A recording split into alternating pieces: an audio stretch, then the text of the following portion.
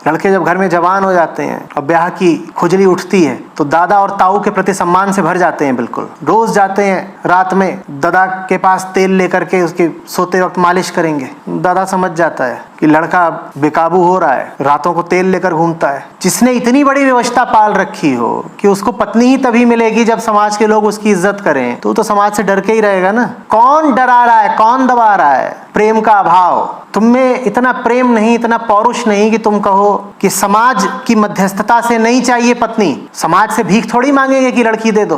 और तुम्हारी काम वासना, तुम ये भी नहीं कहते कि हम अगर अपने बूते नहीं ला सकते हैं लड़की तो चलो नहीं लाएंगे। जितना वासना फनफनाएगी उतना तुम जाकर समाज के ठेकेदारों के पांव पकड़ लोगे, क्योंकि वही तुमको फिर लड़की दिलवाएंगे, ब्याह तो वही कराएंगे ना। दुर्बलता सबसे बड़ा दोष है, और वो भी जब जवान आदमी में दुर्बलता दिखे तो उससे विकृत और कुरूप दृश्य तो कोई होता ही नहीं। टीवी पर ही अधिकांश सीरियल वगैरह जो आते हैं दोपहर में, वो किनके लिए आते हैं? किनके लिए आते हैं? या तो बच्चों के लिए या गृहिणियों के लिए। देखते हो किस कोटि के रहते हैं, उनका बौद्धिक स्तर क्या रहता है? एकदम ही शून्य, क्योंकि बना ही ऐसा लिया है घर पे बैठे बैठे अपने आप को कि कोई भी आके बेवकूफ बनाया जा रहा है। टीवी वाले भी बेवकूफ बना रहे हैं। थोड़े समय के लिए घर का काम स्वेच्छा से चुनना एक बात होती है, और घर का काम लत बन जाए और मजबूरी बन जाए ये बिल्कुल दूसरी बात होती है। होती है कि नहीं? अगर आपने जो आज तक मेहनत करी है वो सार्थक दिशा में होती और भरपूर होती तो उसका फल अब तक आपको आज़ादी और मुक्ति के रूप में मिल गया होता ना। इसका मतलब वो जो आप घर पे मेहनत वगैरह कर रहे हैं बहुत महत्व, बहुत मूल्य की नहीं है। हम तो घर पे बहुत मेहनत करते हैं, देखो हम कोई खाली थोड़ी बैठे हैं। दूसरे लोग दफ्तर में काम करते हैं, हम घर में काम करते हैं। नहीं, आप अपने आप को ये बहाना देते रहिए, ये बहाना चल नहीं रहा है। आप जो घर का काम कर रहे हैं और आप जिनके लिए काम कर रहे हैं वो आपके काम को 2 कौड़ी की कीमत नहीं देते। प्रगति तुम्हारी उस दिन नहीं होती जिस दिन तुम्हारे सपने पूरे होने लगते हैं। प्रगति तुम्हारी उस दिन होती है जिस दिन तुम अपने सपनों पर हंसना शुरू कर देते हो, जिस दिन तुम्हारे सपने तुम्हारे लिए चुटकुला बन जाते हैं। तुम कहते हो ये देखो इस तरीके के तुम्हारे सपने हुआ करते थे, ये देखो ऐसी तुम्हारी इच्छाएं होती थी, ये देखो ऐसियों से तुम्हें प्यार हुआ करता था, ऐसे तुम बेवकूफ थे। जब तुम ऐसे हो जाओ कि अपनी ही चाहतों पे हंसना शुरू कर दो, तब समझो कि जीवन अब बदलेगा। तुम्हारी चाहते वही पुरानी है तो तुम भी वही पुराने रह जाओगे।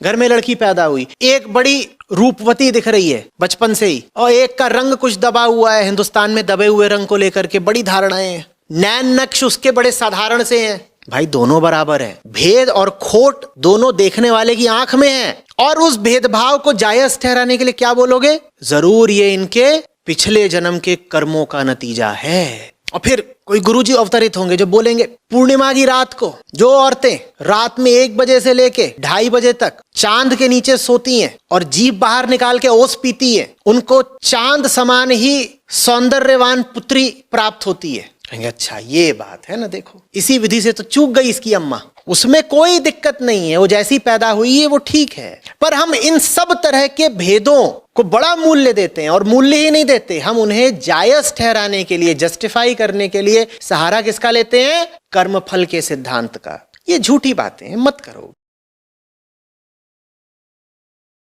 100 साल पहले अगर आप मांस खाते थे तो आपको दिखाई पड़ता था कि जानवर का वध किया जा रहा है और वो चीत्कार कर रहा है, खून बह रहा है, पंख नोचे जा रहे हैं। अभी बहुत सुंदर डब्बा आ जाता है पैकेज्ड मीट का, और वो आप ऑनलाइन ऑर्डर कर सकते हैं और वो बड़ा सुंदर लगता है। पीछे की बर्बरता छुपा दी गई। पहले दिखती तो थी कि मारा जा रहा है, वध हो रहा है। अब तो चाहे तुम जूते का डब्बा मंगाओ या मांस का डब्बा, वो एक से ही दिखते हैं। बड़ी सुव्यवस्थित दुकान होगी, उस पे लिखा होगा फ्राइड चिकन। उसमें कहीं ये प्रकट है कि असली धंधा क्या है? आप चिप्स खा रहे हो, चिप्स। क्या ये प्रकट है कि उस चिप्स के कारण हजारों ओरंगुटैन मारे गए हैं? ये प्रकट थोड़ी है कि वो आलू के चिप्स जिस पाम ऑयल से बन रहे हैं, उस पाम ऑयल के लिए जंगल काटे गए और उन जंगलों में ओरंगुटन रहता था, वो खत्म ही हो गया। तो ये फर्क है आज से 100 साल पहले और आज के समय में। आज सब कुछ ऊपर ऊपर से चिकना चुपड़ा है, आपको दिखाया ही नहीं जा रहा कि आप कितना क्रूर और बर्बर और घटिया जीवन जी रहे हो।